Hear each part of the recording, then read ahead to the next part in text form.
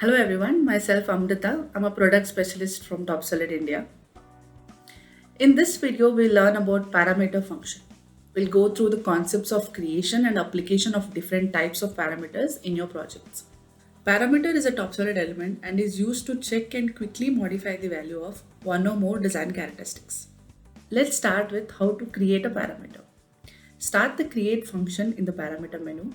Here you can see different types can be length, angle or mass or a parameter without units used to configure a quantity. Same can be opened from parameter tool here as well.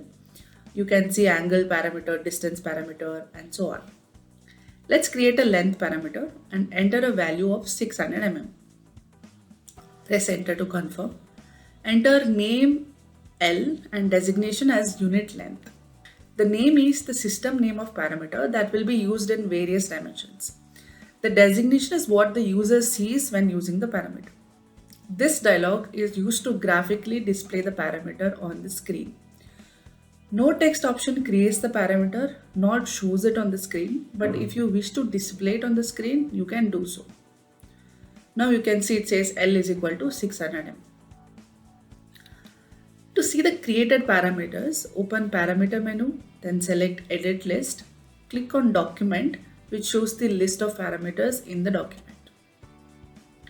We will see how to apply the parameter to this unit now. I am opening the driving element of this, which is the rectangular sketch. As you can see, width here says 900 mm. Now let's apply the parameter.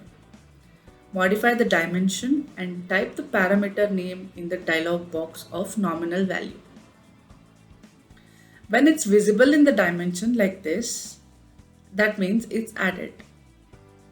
When you have multiple parameters, you can edit them by going into parameter edit list, or you can edit the parameter value from modify parameter from here as well. Now let's see how does this parameter work in library elements. Before saving this unit in the library, there is one important step which is defining the parameter as a driver. By doing this, we are determining the driver element for the component. In the edit list, select the parameter and from here you can define it as a driver. Now let's save this unit as a standard template. I will quickly define all the parts.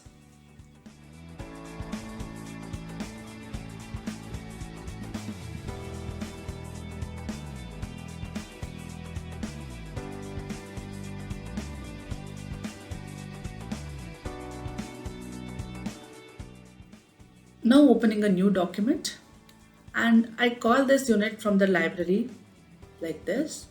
The parameter defined in the template is showing here in the dialog box before the placement of the unit. The designation we had given was unit length and the default value we defined, which is 600, is showing here. You can choose to keep the same or type the new value, and if you have a reference plane, you can choose the option to measure the distance instead of typing it. Unit width changes accordingly. To edit this value in here, just click on modify element and select parameter. Since we only have one here, let's select that unit length and edit the value like this.